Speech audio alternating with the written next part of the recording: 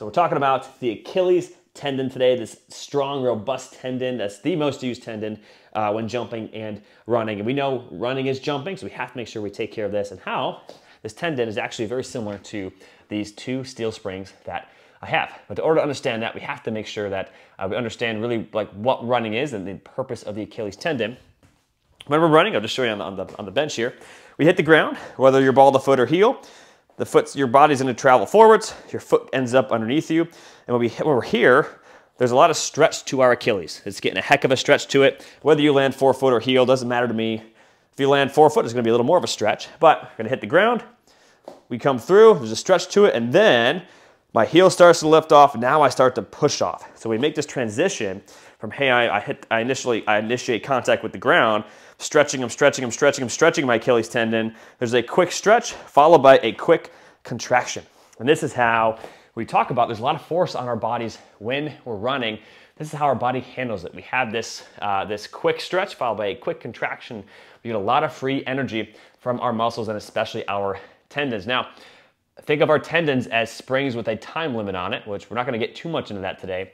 But all you need to know is as long as we have a quick stretch followed by a quick contraction, we get that free energy.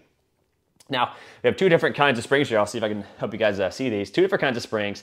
One is definitely a little bit more, it's much easier to compress and much easier for me to pull apart. This one, it's already fully compressed, but it's really hard. I can get it. It's just, hopefully you guys can see there's space there. It's a challenge. It's really hard to pull this apart, but it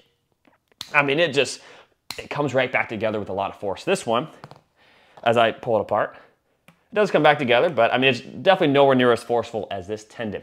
Essentially what we want to do is, we want to train your tendons to be, instead of being springs like this, we want them to be these really vast, durable, strong, just really, really thick springs that when we get this quick stretch applied to it, man, it just contracts back on its own, and we get a lot of free energy from this. This is how, when you see runners running so fast and so fluidly, I'm like, yes, they've trained a lot for that to be able to run that fast, but their tendons are optimized. They're lean, mean running machines, and their tendons are these thick, durable springs that when they get that stretch, right, when I'm here, I initiate contact and I'm coming through, there's that quick stretch applied to it, and then bam, they get that quick contraction on the back end. That they do need a strong calf muscle, but if they have these strong, durable tendons, this is what's gonna allow them to run those fast paces, but also keep things like Achilles tendinosis, plantar fasciosis, calf strains, keeping things away.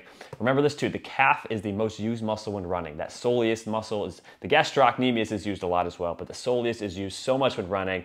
We have to make sure, by extension, the Achilles is the most used tendon when running. So we have to make sure that we get these our springs, our Achilles tendon, we have to help them become strong and durable.